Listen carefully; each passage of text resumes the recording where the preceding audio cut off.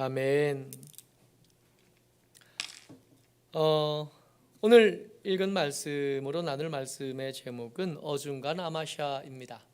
그의 아버지의 이름이 요아스이고, 이렇게 말씀을 읽어가다 보니까 별명을 하나씩 붙여도 되겠다 싶었습니다.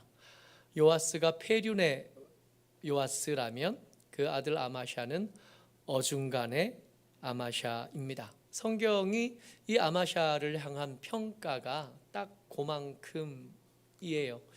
25장 2절 말씀입니다. 아마샤의 통치가 시작된 다음에 그 통치 이야기를 시작하기도 전에 하나님께서 아마샤를 향한 평가를 역대하 성경을 읽는 우리에게 미리 이렇게 정보를 주신 겁니다. 같이 읽지요? 25장 2절 말씀입니다. 시작. 아마샤가 여호와께서 보시기에 정직하게 행하기는 하였으나 온전한 마음으로 행하지 아니하였더라.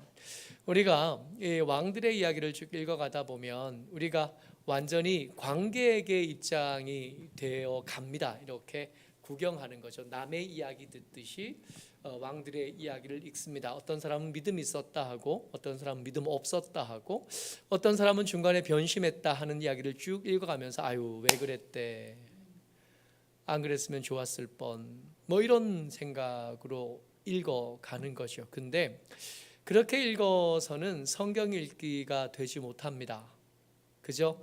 드라마 보듯이 그냥 봐서는 이 성경은 우리에게 발의 등이요 길의 빛이 되지 못하는 겁니다. 마치 내가 아마샤가 된 듯한 느낌으로 이 성경을 읽어가야 아마샤에게 말씀하셨던 하나님의 마음도 좀 느껴지겠고, 아마샤의 안타까움이 우리의 삶에 조금이라도 변화를 이끌어줄 힘이 될 수 있기 때문에 그렇습니다. 이 아마샤는 어땠냐 하면 여호와 보시기에 정직했대요. 믿음으로 때때로 살았던 겁니다. 근데 모든 면에서 그랬냐? 그러지 못했다는 겁니다. 어떤 면에서 믿음 없이 살았고, 어떤 면에서 하나님하고 상관없는 삶을 살았던 거예요. 누구처럼? 우리처럼. 우리 그렇잖아요. 어떨 때 우리 믿음으로 살죠. 수요일 날 예배 나올 쯤 되면 비록 졸고 있기는 하지만 그럼에도 불구하고 안 나온 사람들에 비하면 꽤 믿음으로 가까이 와 있는 겁니다. 근데 그렇다고 해서 우리가 믿음이 있느냐를 이렇게 또 따져보면 마음에 이게 걸리는 것들이 이게 하나 둘, 처음에는 하나 둘이었는데 세다 보니까 막 4개, 5개, 6개 막 늘어나잖아요. 어중간한 아마샤 이야기는 어중간한 우리들에게 하나님께서 보여주시는 거울 같은 겁니다. 아, 우리도 이 아마샤와 비슷하겠네. 어떤 모습에서 보면 굉장히 믿음 있는 사람인데, 또 어떤 구석을 이렇게 들춰보면 믿음 아닌 것들이 너무 많은 사람, 꼭 나 같은 사람, 아마샤의 이야기입니다. 이 아마샤가 처음 왕이 됐을 때 이 사람이 다스려야 될 이 유다라고 하는 나라는 그야말로 만신창이가 되어 있습니다. 그 아버지 요아스가 별명이 아까 제가 뭐라고 지었다 그랬냐면 페륜이라고 지었었습니다. 페륜인 왕이 다스리다가 전쟁에서 졌고 신하들에게 암살당했고, 그렇게 왕이 신하들에게 암살당한 뒤에 수습하는 일을 맡은 사람이 아마샤인 겁니다. 말씀 같이 읽어보죠. 24장 25절입니다. 같이요. 시작. 요아스가 크게 부상함에 적군이 그를 버리고 간 후에 그의 신하들이 제사장 여호야다의 아들들의 피로 말미암아 반역하여 그를 그의 침상에서 쳐 죽인지라. 다윗 성에 장사하였으나 왕들의 묘실에는 장사하지 아니하였더라. 우리가 요아스 그러면 그가 행했던 성전의 청소라든지 아달랴의 잔인한 학정에서 살아남은 위대한 믿음의 이야기의 주인공으로만 알지만, 여호야다가 죽고 난 뒤에 이 요아스의 인생은 그야말로 개차반이었던 겁니다. 자기를 살려 또 길렀던 여호야다 제사장의 아들들을 죽인 사람이 요아스인 거예요. 성경의 기록에는 아들 스가랴만 죽였다고 되어 있는데 역대하 24장을 자세히 살펴보면 신하들이 제사장 여호야다의 아들들이라고 되어 있습니다. 히브리어에는 단수와 복수가 굉장히 엄격하게 나누어집니다. 그러니까 히브리어 단어를 이렇게 읽어가다가 이 히브리어 단어 끝에 임이라고 하는 접두사 혹은 전미사가 이렇게 붙으면 이건 복수다 이거예요. 한 명이 아니고 두 명 이상이다. 스가랴만 죽은 게 아니라 여호야다의 아들들이 다 제사장이잖아요. 제사장의 아들들은 제사장이니까 제사장들을 죽였던 사람. 그러니까 백성들이 이것 때문에 분노한 겁니다. 여호야다를 존경하고 존중하던 사람들, 그 사람들이 분노해서 이 왕 요아스를 죽인 겁니다. 전쟁에서 부상당했는데 이미 죽을 거였나 봐요. 부상당한 왕을 그냥 냅둬도 죽겠다 싶어서 적군들이 버리고 간 거거든요. 근데 그가 그렇게 죽는 걸 백성들이 용납하지 못한 겁니다. 그래서 죽인 거죠. 그리고 성경이 그 죽인 사람들의 이름을 기억합니다. 사밧과 여호사밧이었다. 둘 다 이방인입니다. 이런 나라를 이어받은 사람이 요아스의 아들 아마샤인 거예요. 왕권이 바닥까지 떨어져 있고 침략당한 뒤에 왕궁과 성전의 보물들을 다 빼앗긴 상태이니 가난하기 이를 데 없고 아무것도 없는 데서 나라를 일으켜 세워야 될 책임을 맡은 사람이 아마샤였던 거예요. 그러니까 인생의 난이도가 때때로 어려운 사람들이 있잖아요. 우리가 다 똑같이 사는 거 아니죠. 시작이 다르잖아요. 괜히 금수저, 은수저, 흙수저 얘기하는 거 아니잖아요. 우리 주변을 돌아봐도 실제로 그런 불리한 시작과 불리한 형편에서 살아간 사람들 이야기 많이 알고 지금 여기 앉은 사람들 중에도 흙수저도 안 되는 분들 우리 중에 제가 있다는 걸 알거든요. 그런 사람들입니다. 그런데 여러분 아마샤가 그랬다고요. 최하의 상황 속에서 가장 무거운 짐을 지고 시작해야 되는 왕이었던 겁니다. 이 아마샤가 이걸 잘했어요. 아마샤가 이걸 잘하고 왕위를 제대로 세우고 나라를 든든하게 세워갑니다. 왕을 죽였던 사람들이 범인들이 거기에 여전히 있으니까 이 사람들을 두고는 왕권을 강화하는 건 불가능했을 거 아니에요. 분노도 있을 거고 아버지를 죽인 사람들이니까 이 살인자들을 죽일 때도 분노에 휩싸여 죽이는 것이 아니라 하나님의 말씀에 근거해서 그들은 처벌하지만 그 자녀들에게는 처벌이 물려지지 않도록 신명기 말씀을 잘 기억해서 잘 처리한 겁니다. 잘 시작했어요. 그러니까 오히려 시작만 따지면 우리보다 훨씬 더 훌륭하고 훨씬 더 탁월합니다. 시작을 아마샤가 어중간했습니다. 그러니까 우리보다 못한 사람으로 염두에 두는 건 성경의 의도와 합당하지 않아요. 성경의 최악의 시작을 했던 아마샤는 그 처음을 훌륭하게 시작합니다. 그렇게 내부를 단단하게 세워낸 아마샤가 이제 외부로 눈을 돌릴 수 있는 여유를 얻은 거예요. 에돔이 독립했습니다. 다윗 왕 때의 에돔은 이미 속국이 되어 있거든요. 매년 공납하고 그리고 그들 돌봐주기도 하고 속국 그 아래에 있는 나라로 이렇게 있던 나라들이 이게 왕들이 시원찮으니까 이들이 자꾸 독립을 시도하고 아마샤 때는 완전히 독립을 한 겁니다. 그냥 둬서는 나라의 권위가 제대로 서지 않는 거예요. 이거 어떻게 해야 돼요? 그래서 아마샤가 내부를 단단히 하고 난 다음에 외부로 눈을 돌리고 첫 번째 한 일이 뭐냐면 에돔의 일을 정리하자. 그러고 이제 군사들을 모아보니까 아무리 모아도 30만 명밖에 모이지 않는 겁니다. 근데 30만 명 가지고 이 전쟁을 이길 수 있겠나? 못 이기겠는 거죠. 이걸로 될 일이 아닙니다.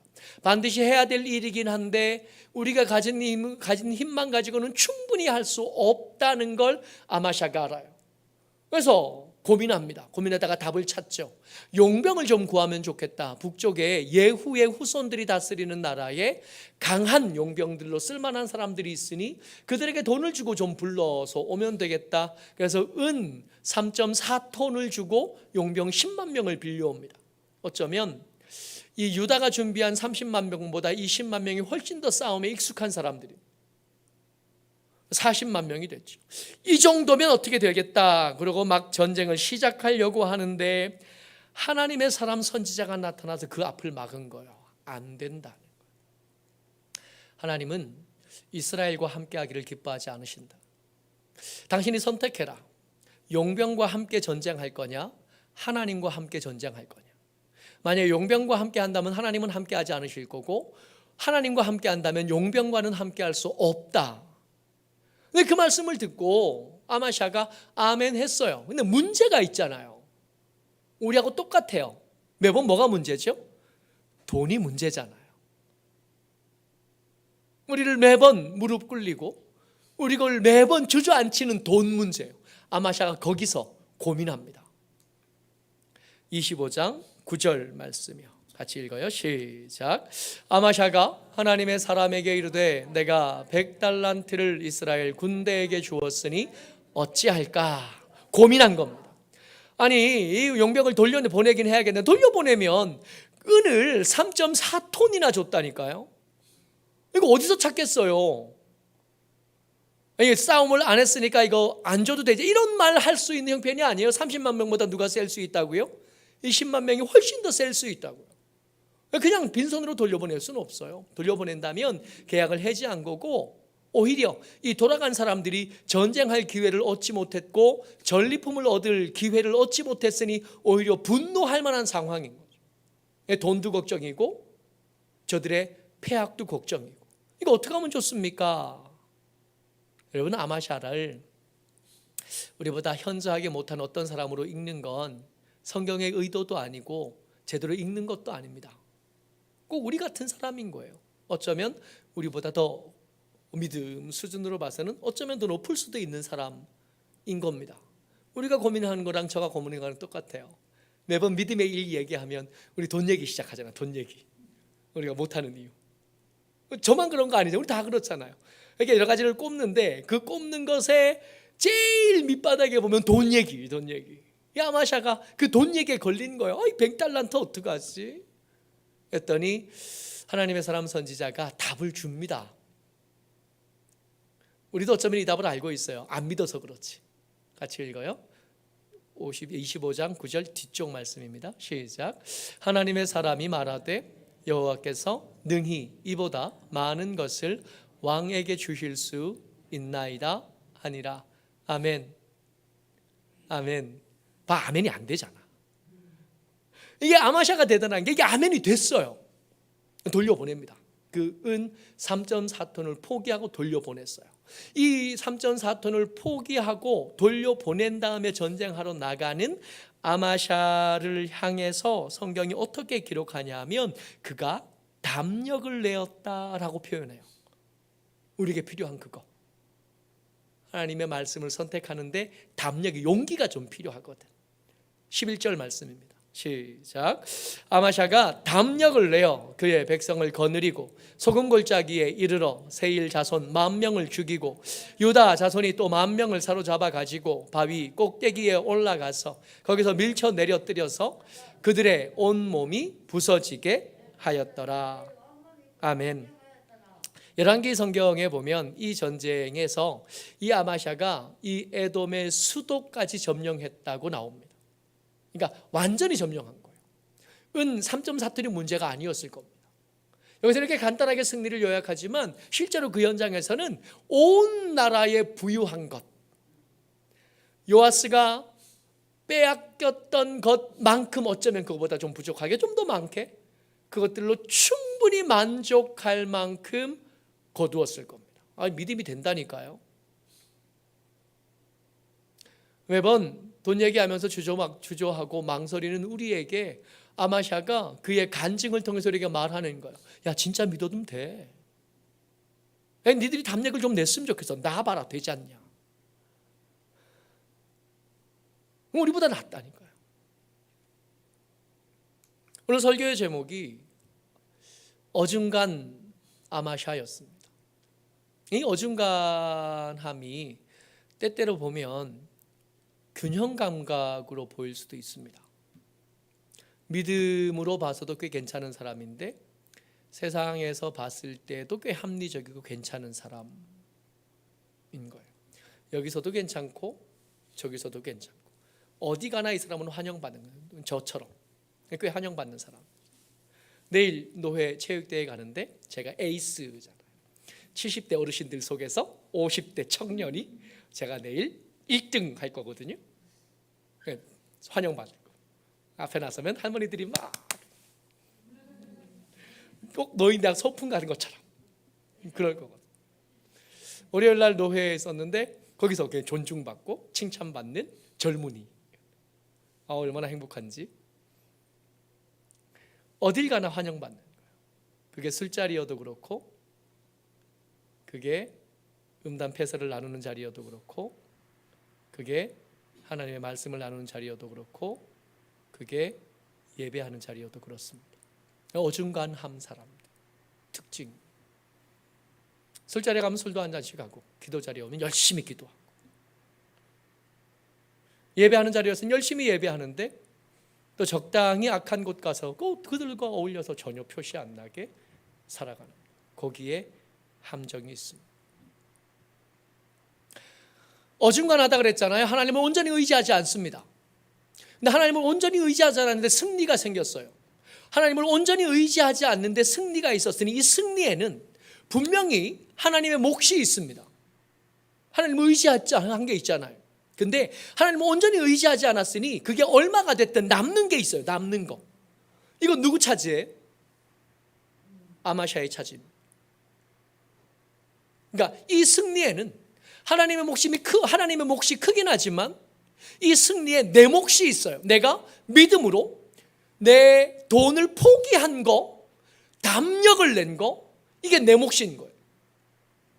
누군가 이 일에 대해서 칭찬하면 아마샤는 칭찬받을 만하지. 내가 잘했잖아. 내가 그때 그 선지자의 말을 듣지 않을 수도 있었거든. 내가 그때 선지자의 말을 듣지 않고, 내가 그때 용기를 내지 않고, 담력을 내지 않고 그냥 살 수 있었거든. 근데 내가 그때 기가 막히게 믿음을 선택한 거 아니야. 내 몫이 있어요. 그러니까 어중간하면 언제든지 그 틈이 남아있는 겁니다. 온전히 의지하지 않았으니 그 남는 빈틈을 채운 그 빈틈이 있고, 그 빈틈이 나를 교만하게 만드는, 이 승리가 없으면 괜찮아요. 콱 죽어버리면 괜찮은데 승리가 있었던 거예요. 성취가 있었던 거예요. 이 성취가 있고 그 성취를 경험하고 난 다음에는 그 빈틈을 틈타는 문제들이 생겨나기 시작합니다. 이겼어요. 돌아옵니다. 25장 14절이요. 같이요. 시작.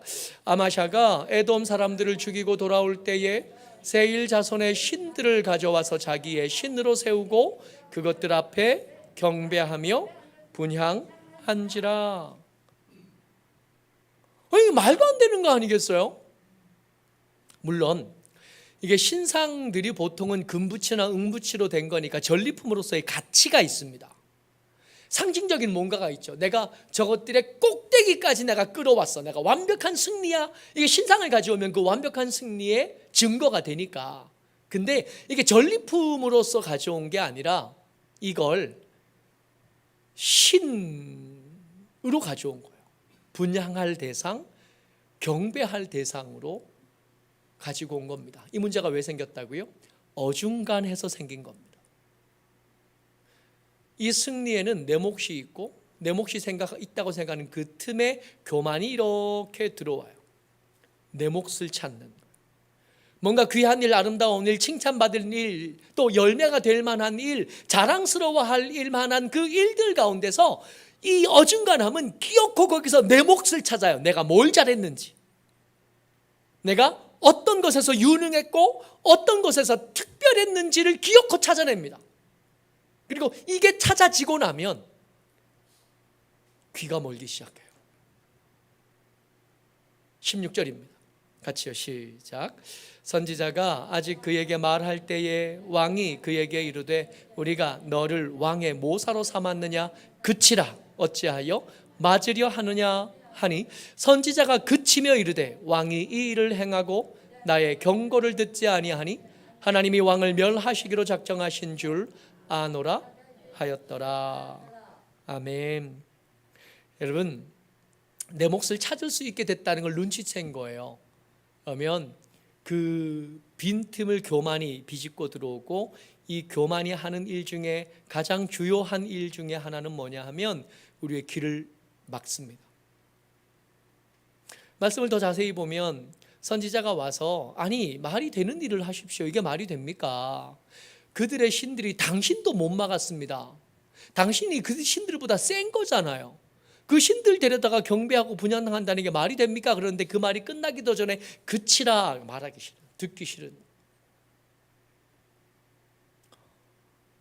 귀가 멀어버립니다. 어중간함이 숨긴 함정이 있다 이야기를 나누고 있습니다. 그 첫 번째 함정은 뭐냐면 성취와 승리에서 내 몫을 찾게 되는 거, 이게 어중간함이 숨긴 함정입니다. 때로 균형 감각 있는 사람처럼 보이고 세상과 교회 모두에게서 환영받는 사람처럼 보이지만 그 어중간함은 빈틈이 있고 그 빈틈에 교만이 이렇게 스며들게 되는데 그 교만은 우리의 귀를 막아서 듣지 못하게 합니다. 한 가지 더 위험한 게 있는데 이 교만함은 교만한 사람들을 끌어들여요. 그 주위에 교만하게 된 그 사람, 말씀을 향해서 귀가 막힌 그 사람을 응원하고 지지하고 환호해 주는 사람들이 점점 모여들게 됩니다. 이게 이겨봤잖아요. 이겨봤으니 이제는 내가 센 줄 알게 된 거야. 교만해졌잖아요. 내가 얼마나 강한지를 주목하게 된 거예요. 잘하면 북쪽 이스라엘과 싸워도 이길 수 있겠다 하는 생각이 드는 거예요. 아버지 요아스를 부상에 빠져서 죽게 만들었던 원흉이 북쪽 이스라엘 왕조였거든요. 잘하면 그들과 싸우세요. 아니 못 이겨요. 아까 얘기했잖아요. 10만 명, 북쪽 군사 10만 명이 남쪽 30만 명보다 셀 수 있다고. 그 10만 명보다 훨씬 더 많은 군대가 예후의 후손들에게 있다고요. 못 이겨요. 근데 그 현실 감각이 없어져요. 이 요아스가, 북쪽 왕의 이름이 요아스인데 이 아마샤의 아버지 이름하고 똑같아요. 이 요아스가 기가 막힌 거예요. 한번 붙자, 싸워보자. 그러니까 기가 막혀서 말합니다. 25장 19절이요. 시작. 내가 에돔 사람들을 쳤다고 내 마음이 교만하여 자긍하는도다. 내 궁에나 있으라. 어찌하여 화를 자초하여 너와 유다가 함께 망하고자 하느냐. 근데 이게 당연한 거예요. 이게 현실 감각이 있는 말이에요. 요아스가 대충 말하는 게 아니라 이게 사실을 말해준 겁니다. 근데 이 사실을 알 법도 하고 미리 알고 있었을 법한 이 아마샤가 그게 안 들리게 돼요. 이게 안 들리고 납득을 못하게 되는데 일조한 사람들이 등장합니다. 그 중에 뭐냐 하면 아까 선지자의 말을 그치게 할 때 네가, 내가, 너를, 아니 우리가, 내가 너를 왕의 모사로 삼았느냐 이렇게 말하지 않고 우리가 라고 말해요. 그러니까 왕과 함께 우상을 숭배했던 사람들이 더 있었던 겁니다. 왕의 귀를 막은 것, 그걸 응원하고 지지하고 환호하고 함께하는 사람이 그 주위에. 하나님의 목소리는 작아졌고 아첨하는 사람들의 목소리는 점점 커졌고. 이 전쟁을 시작하겠다고 선전포고를 만들 때 아마샤가 혼자 하지 않아요. 유다왕 아마샤가 상의하고 이 선전포고문을 요아스 왕에게 보낸 겁니다. 그러니까 함께할 사람들이 있어요. 내 편 같은 사람. 그런 거죠. 누구 말을 들을 건가? 나라가 갈라질 때 르호보암이 맞닥뜨렸던 문제가 그거 아니겠어요? 누구 말을 들을 건가? 우리가 우리의 삶을 살아가면서 선택의 순간에 매번 이게 문제 아니겠어요? 누구 말을 들을 건가? 그때 어중간한 사람들이 선택하는 건 매번 그렇습니다. 나와 동료들의 말을 들어요. 내 반대쪽에 선 사람들의 말은 아프고 기분 나쁘고 마음에 맞지 않거든요. 20절 말씀입니다. 같이요. 시작. 아마샤가 듣지 아니하였으니 이는 하나님께로 말미암은 것이라. 그들이 에돔 신에게 구하였으므로 그 대적의 손에 넘기려 하심이더라. 그렇게 아마샤는 망해갑니다. 이 말씀을 이렇게 준비하다가 계속해서 마음속에 남았던 예수님의 말씀이 있어요. 매번 그러셨잖아요. 예수님에게 귀 있는 자는 들으라 하시는 이 말씀은 상투어 같은 거였습니다. 어떤 말씀이시든지 중요한 말씀을 하시기 전에 혹은 중요한 말씀을 하시고 난 뒤에 이렇게 말씀을 마치신 예가 여러 군데서 있습니다. 어떤 때는 분노하시듯 말씀하시고, 어떨 때는 자분자분 말씀하시고, 어떤 때는 큰 소리로, 어떤 때는 작은 소리로 말씀하시는 겁니다. 귀 있는 자는 들을지어다. 귀가 막히면 아무것도 안 돼요. 어느 순간인가부터 예배 시간에 졸려요. 혹시 내 귀가 닫히고 있는 것 아닌가? 어느 순간인가부터 성경을 읽는데, 전에는 안 그랬는데 계속 졸리는 분도 계시지만, 처음 읽는 사람들은 항상 졸리지만, 그런 사람이 내가 아닌데 어느 순간인가부터 성경이 눈에 잘 안 들어오고 성경을 읽는 시간이 자꾸 짧아지고, 그러면 고민해 봐야 되는 겁니다. 혹시 내 귀가 닫혀가고 있는 거 아닌가? 내가 어중간한 곳에 머물러 있는 것 아닌가 생각해 보셔야 되고 걱정해 보셔야 되는 겁니다. 그런데 가만히 생각해 보면 여러분, 우리가 평생 예수 믿고 잘 믿는다고 애써도 우리의 모든 신앙, 모든 형편 가운데 어중간하지 않은 경우가 있겠어요? 우리의 목표가 예수 그리스도의 분량까지잖아요. 거기에 닿지 못한 우리는 모든 상황 속에서 어중간하거든요. 멈춰 있으면 죽는 겁니다. 이 어중간함이 언제 문제가 되냐 하면, 걷는 일을 멈추면, 그러면 이 어중간함의 함정에 빠질 위험이 점점 커질 수밖에 없습니다. 우리는 항상 어중간하니까 한 걸음 걸으면 어제 있었던 어중간함에서 좀 뛰어나온 거잖아요. 또 한 걸음 걸으면 지난달에 있었던 어중간함에서 또 한 걸음 걸은 거잖아요. 가을이 됐습니다. 가을이 돼서 기도할 때 이렇게 기도해요. 하나님, 말씀을 읽는 가을이었으면 좋겠습니다. 성경 퀴즈 대회에 있으니. 하나님, 감사를 회복하는 가을이었으면 좋겠습니다. 감사절 있으니까. 이제 11월 달 되면 신방이 시작될 텐데, 하나님, 우리의 기도 제목을 다시 한번 돌이켜보는 시간이 됐으면 좋겠습니다. 신방이 있으니까. 이렇게 하면서 또 걷는 거죠. 어중간함에 머물러 있지 않고 한 걸음 더 가는.